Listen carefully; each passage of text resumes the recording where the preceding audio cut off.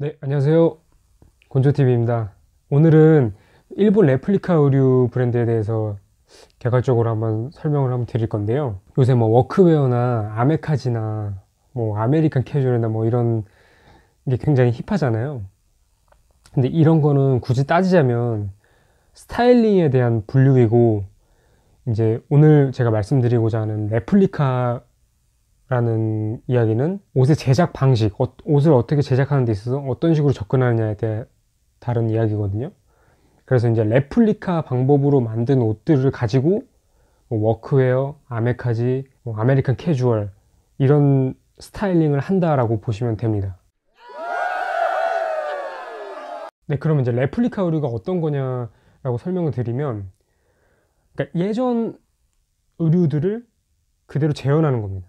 그러니까 복각이라고도 하죠. 레플리카 의류가 왜 힙하게 됐는지에 대해서 설명을 드리자면, 사실은 패션 유통의 전체적인 그 패러다임 변화를 설명을 드려야 되는데, 한번 간략히 한번 설명드리겠습니다. 자, 우선 예전에는 그 패션이라는 게 사실 디자이너 중심이었습니다.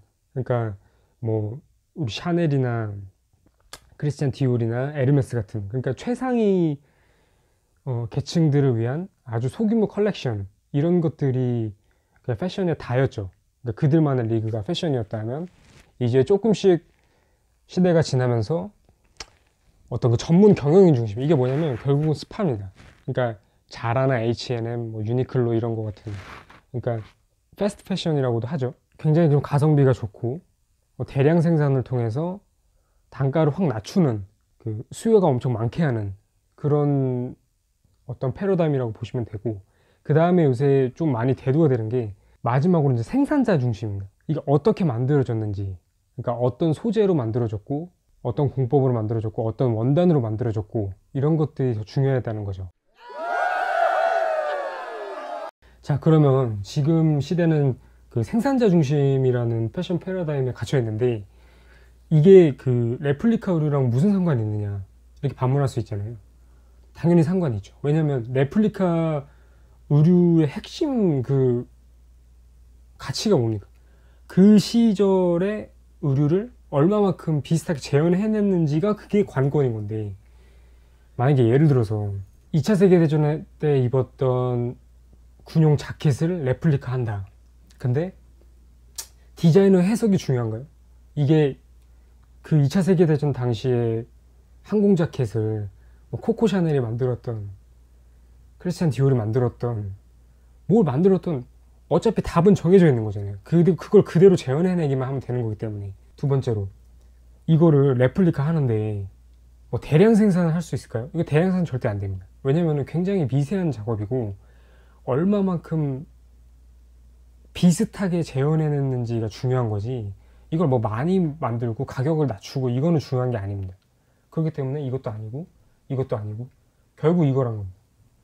그러니까 요새 패러다임이 생산자 중심 패러다임에 갇혀 있는데, 레플리카 의류 특성상 어떻게 만들어졌는지, 어떤 머신으로, 어떤 공법으로, 어떤 원단으로 만들어졌는지가 중요하기 때문에 이거랑 아주 밀접한 관계가 있다는 겁니다.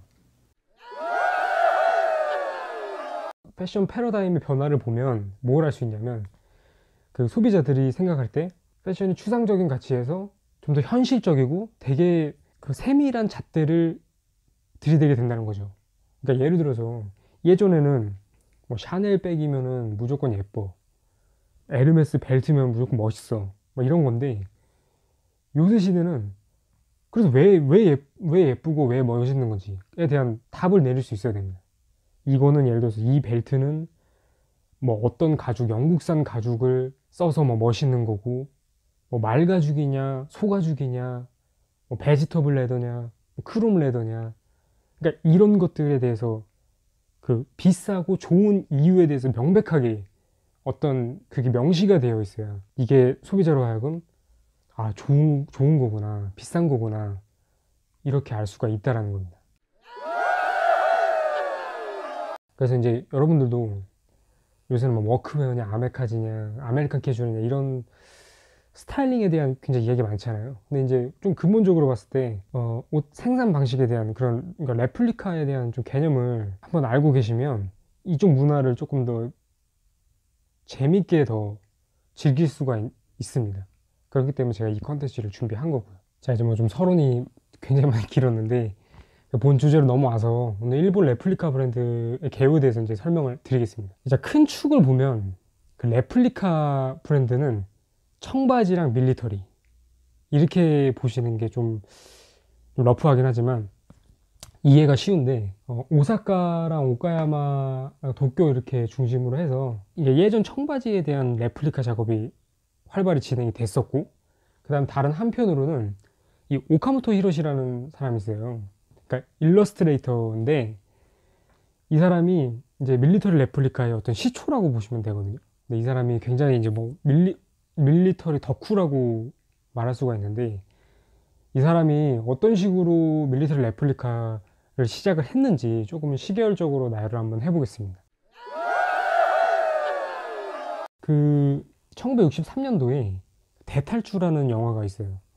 이제 그 스티브 맥킨 주연으로 나온 영화인데, 이 대탈주라는 영화를 보고 이 오카모토 히로시라는 사람이 굉장히 감명 깊게 본 겁니다. 그래서 이제 진짜 팬심으로 그 스티브 맥킨이 입었던 그 A2라는 항공 자켓이 있어요. 그거를 너무 갖고 싶어서 막 이렇게 백방으로 수소문을 했는데 이게 구할 수가 없는 겁니다. 그래서 이 사람이 이거 진짜 이 영화에서 나온 이 자켓 너무 입어보고 싶은데 뭐 파는 데도 없고 내가 일러스트레이터고 뭐 잘하면 만들 수 있겠는데 해가지고 그렇게 시작한 겁니다. 그래서 내가 만들어 보자 해서 1978년도에 미국으로 날아가서 거기에 대한 자료 수집을 하는, 디깅을 하는 거죠. 이제 A2 자켓이 원래 이제 미군들이 입었던 거니까 여기에 대해서 자료 수집을 막 하기 시작하고 뭐 어떻게 만들 것에 대한 어떤 청사진을 짰겠죠. 근데 이제 이게 이 오카모토 히로시 자기가 혼자 이렇게 입으려고 했다라기보다는 이거를 좀 널리 알리고 싶은 마음도 동시에 있었던 겁니다. 그래서 이제 뽀빠이라는 일본 그 어떤 그 레플리카의 태동기와 함께하는 매거진이 있는데, 그 매거진에서 이 A2 자켓을 300벌 한정 판매, 그러니까 이런 뭐 한정 판매 할 거니까 너네들이 뭐 이제 돈 입금하면 우리가 만들어 주겠다, 뭐 이런 식으로 약간 부록 느낌으로 어떤 캠페인을 합니다. 근데 이제 이게 생각보다 대박이 난 거예요.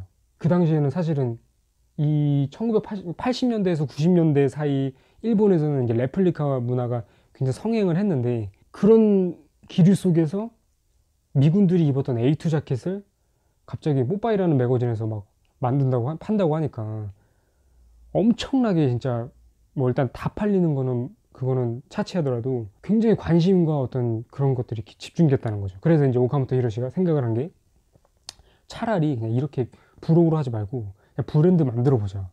그렇게 해서 생겨난 게 구 리얼 메코입니다. 그러니까 이거는 옛날 버전 9. 1988년도에 구 리얼 메코이라는 회사를 만들고, 그 이제 뭐 이렇게 운영을 했겠죠. 뭐 1997년도인가? 그때 조메코이도 나오고, 그건 이제 나중에 설명을 드리겠습니다. 리얼 메코이 안에 여러 가지 산하 브랜드가 있는데, 조메코이 1997년도에 생성된 워크웨어 전문 복각 브랜드. 그리고 뭐 이렇게 하다가 2001년도에 부도가 납니다. 회사가. 이게 뭐 어음 문제, 제가 뭐 정확히는 모르겠지만 어음 문제로 뭐 부도가 났다고 하는데, 그 다음에 지금 여러분들이 지금 현재 리얼 맥코이다라고 알고 계신 그, 정확히 말하면 더 리얼 맥코이 인터내셔널, 이게 다시 생성이 됐는데 부도가 나고, 근데 이제 고베라는 곳에서, 고베 특약점에서 이걸 인수한 겁니다. 그러니까 부도난 리얼 맥코이 회사를 인수해서 더 리얼 맥코이 인터내셔널이라는, 다시 어떻게 보면 관련이 없어요. 새로운 회사를 만들어서 지금 운영하게 되는 거죠. 일본의 리얼 맥코이 매장을 보시면 뭐 센다이 지점, 도쿄, 후쿠오카, 교토, 오사카 그렇게 있는데 고베가 있어요. 근데 이거는 좀 재밌는 게, 고베가 큰 도시이긴 하지만 그 일본에 다여섯밖에 없는 매장 안에 고베가 들어갔다는 거는 굉장히 좀 특이한 일이거든요. 이런 거 때문인 겁니다. 그 고베 특약점에서 이제 인수를 했기 때문에. 고베 터미널인가? 거기 가보시면 이렇게 되게 지하상가처럼 이렇게 쫙 일렬로 상점이 이렇게 조그맣게 있는데 거기에 리얼 맥코이가 있어요. 마치 진짜 고속터미널 같은, 고속터미널 지하상가, 강남이나 고속터미널 지하상가 같은 데 보면은 뭐 핸드폰 가게나 옷가게 조그만 것이 이렇게 하나씩 있잖아요. 그런 거에 리얼 맥코이가 뜬금포로 딱 있습니다. 나중에 오사카 여행 가시는 분들이 있다면 고베랑 가까우니까 한번 가보세요. 되게 재밌습니다. 저도 되게 가보고 되게 웃겼는데 여튼 뭐 이런 배경이 있다라는 거를 알고 계시면 됩니다.